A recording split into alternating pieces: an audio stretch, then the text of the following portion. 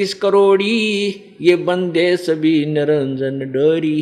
इस काल की डोर का बंद रहे 33 करोड़ देवता 88,000 ये सारे ब्रह्मा विष्णु महेश तक। ये चतुर्भुजी भगवान कहावे अरहट डोर बंधे सब आवे। इनकी भी जन्म मृत्यु होती है ब्रह्मा विष्णु महेश की। ये चतुर्भुजी भगवान कहलाते हैं जो ये भी जन्म और मृत्यु वाले रहट के कुएं में ही गिरे हुए हैं। ये तो सुख संवेद जो सच्चिदानंद घन की वाणी और साथ में इनको समर्थन दे रहे हैं हमारे ये वो सदग्रंथ वो शास्त्र जिनको हम एथेंटिक यानी सच्चे शास्त्र मानते हैं वो भी उसी बात का समर्थन कर रहे हैं।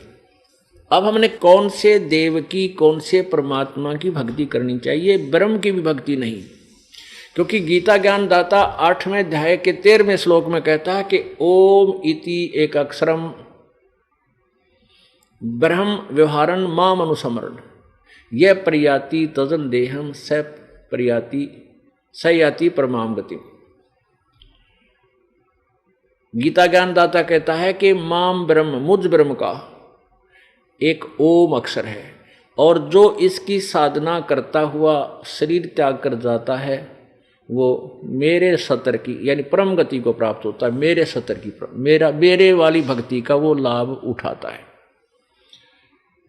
और उसी के संदर्भ में गीता ज्ञान दाता ने 7वें अध्याय के 29वें श्लोक में कहा कि अर्जुन जो उस तत्ब्रह्म को जान लेता है और पूरे अध्यात्म ज्ञान से परिचित हो जाता है और सब कर्मों से परिचित हो जाता है तो वो व्यक्ति फिर जन्म मरण जरा और मरण बुढ़ापे और मृत्यु से छूटने की ही प्रयत्न करता है, कोशिश करता है।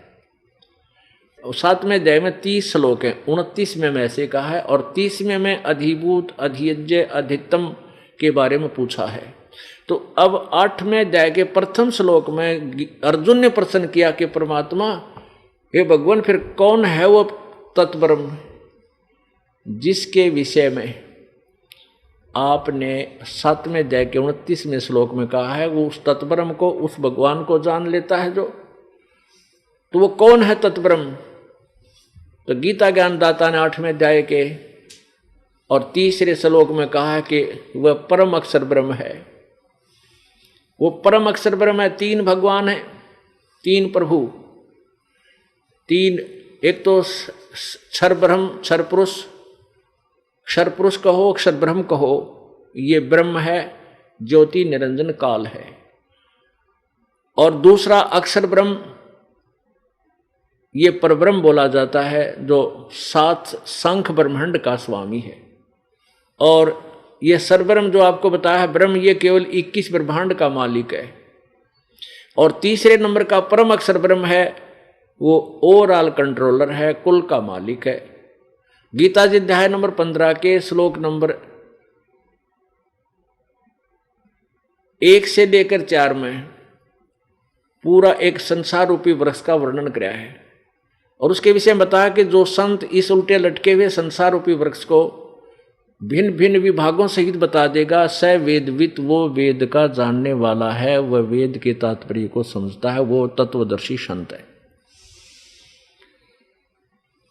तो उसके विषय में कबीर परमेश्वर जी स्वयं आए थे। वो तत्वदर्शी संत की एक भूमिका करने के लिए इस अज्ञान को हटाने के लिए परमेश्वर ने स्वयं ही आना पड़ता है। परमेश्वर को स्वयं ही आना पड़ता है क्योंकि काल ने अज्ञान से पूर्ण रूप से सर्वमानव की बुद्धि को छाया हुआ होता है, ज्ञान से ढका होता है। तो उस परमेश्वर ने आके बताया है कि अक्षर पुरुष एक पेड़ है, निरंजन वा की डार, तीनों देवा शाखा है, ये पात रूप संसार। अब इसमें अक्षर पुरुष ये परब्रह्म है। वृक्ष का तना जानो, जैसे वृक्ष जमीन से बाहर दिखाई देता है तो जो बाहर दिखाई देता है उसी को हम वृक्ष बोलते हैं, पेड़। तो तना कौन है ये तो समझो अक्षर पुरुष, अक्षर ब्रह्म। और फिर आगे जो डार निकलती है मोटी उसको समझो सर ब्रह्म अर्थात ये क्षर पुरुष। उसके उस टहनी के ऊपर 3 शाखाएं हैं, उनको जानो कि ब्रह्म रजगुण ब्रह्मा सतगुण विष्णु तमगुण शिव, ये तीनों देवा शाखा हैं। और पात रूप संसार, तो ये देखिएगा ये एक उल्टा लटका हुआ संसार रूपी वृक्ष का एक चित्र देखो, ऊपर को जड़ नीचे को शाखा वाला उल्टा लटका संसार रूपी वृक्ष। अब हम यहां देखेंगे इतना, ये एक पेड़ होता है जो जमीन से बाहर दिखाई देता है, ये तो परमात्मा ने बताया, ये तो समझो अक्षर ब्रह्म यानी परब्रह्म भी कहते हैं, और ये है सरब्रह्म डार इसकी, और ये तीनों देवा शाखा हैं, रजगुण ब्रह्मा जी, सतगुण विष्णु, तमगुण शिव जी, तीनों देवा शाखा हैं, और हम यहाँ पात रूप संसार। और जड़ कौन है? ये परम अक्षर ब्रह्म, तीसरे नंबर का भगवान, पूर्ण परमेश्वर, पूर्ण ब्रह्म परमेश्वर कहो या परम अक्षर ब्रह्म कहो। ये जड़ जो है मूल इस संसार रूपी वृक्ष की, जिससे सारे वृक्ष का पालन होता है, पोषण होता है, वो परम अक्षर ब्रह्म है।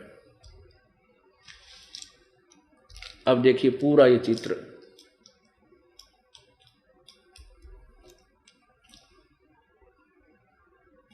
ये है पूरा संसार रूपी वृक्ष। और जो संत इसके विभाग सहित बता देगा वह सवेदवित 15वें अध्याय के प्रथम श्लोक में तत्वदर्शी संत की पहचान बताई है, जो चौथे अध्याय के 34वें श्लोक में जिस तत्वदर्शी संत के विषय में जानकारी दी गई है।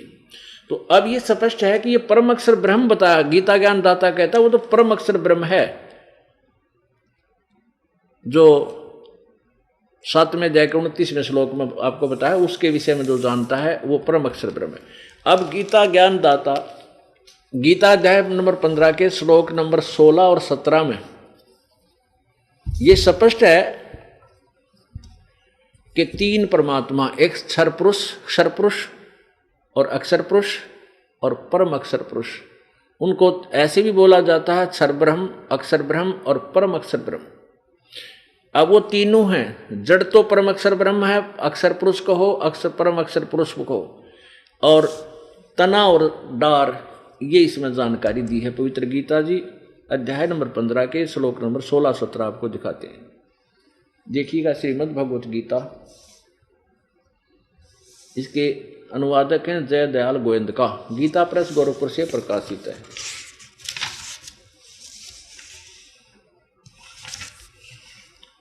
प्रकाशक में मुद्रक हैं गीता प्रेस गोरखपुर, गोविंद भवन कार्यालय कोलकाता का संस्थान। इसके 15वें अध्याय के श्लोक नंबर 16 और 17 में ये देखिएगा, अध्याय 15 का श्लोक नंबर 16, इसमें क्या लिखा है कि द्वौ इमौ पुरुषव लोके क्षरच अक्षर एवं एवच सर सर्वाणी भुक्तानी कटुष्ठ अक्षर उच्यते। द्वौ इमौ पुरुषव लोके, इसको कैसे अनुवाद किया जाता है? इमौ माने इस, लोके माने लोक में, द्वौ माने दो, पुरुषों माने भगवान हैं, दो प्रकार के, दो प्रभु हैं, दो ब्रह्म हैं, एक क्षर पुरुष यानी क्षर ब्रह्म और एक अक्षर पुरुष यानी अक्षर ब्रह्म। ये क्षर पुरुष कहो तो क्षर ब्रह्म कहो, क्षर अक्षर पुरुष कहो तो अक्षर ब्रह्म कहो, ये दो भगवान हैं। और इनके तथा इनके अंतर्गत जितने प्राणी हैं उनके सब की जीवात्मा तो अमर है, लेकिन स्थूल शरीर इनके नाशवाणी, क्षर है, नाशवान है। अब इनका अनुवाद देखिए इन्हीं के दो शब्दों में। इस संसार में नाशवान और अविनाशी भी दो प्रकार के पुरुष हैं। पुरुष माने यहाँ ब्रह्म समझ लो चाहे भगवान समझ लो, दो प्रकार के भगवान हैं, परमात्मा है, भगवान है। और संपूर्ण प्राणियों के भूत प्राणियों के शरीर तो नाशवान और जीवात्मा अविनाशी कहा जाता। सत्र में मैं क्लियर कर दिया कि उत्तम पुरुष है तो अन्य, वो सर्वपुरुषोत्तम परम अक्षर ब्रह्म, क्षर पुरुष, अक्षर पुरुष और परम अक्षर ब्रह्म, ये तीसरा परम अक्षर ब्रह्म तो कोई और ही है। उत्तम पुरुष है तो अन्य परमात्मा इति उदाहरता है। ये लोकत्रयम् आविश्य विभर्ति अवय ईश्वर है। उत्तम पुरुष तो ऊपर वाले इन दोनों से, इस संसार में नाशवान और विनाशी, क्षर और अक्षर, क्षर पुरुष और अक्षर पुरुष, ये दो परमात्मा हैं। और यहाँ स्पष्ट कर दिया कि वो परमात्मा तो इन दोनों से भी अन्य ही है। उत्तम पुरुष तो अन्य ही है, ऊपर वर्णित दोनों से न्यारा है, जो तीनों लोकों में प्रवेश करके सबका धारण पोषण करता है, अविनाशी परमेश्वर परमात्मा कहा जाता है। भजन करो उस रब का जो दाता है कुल सब का। भजन करो उस रब का जो दाता है कुल सब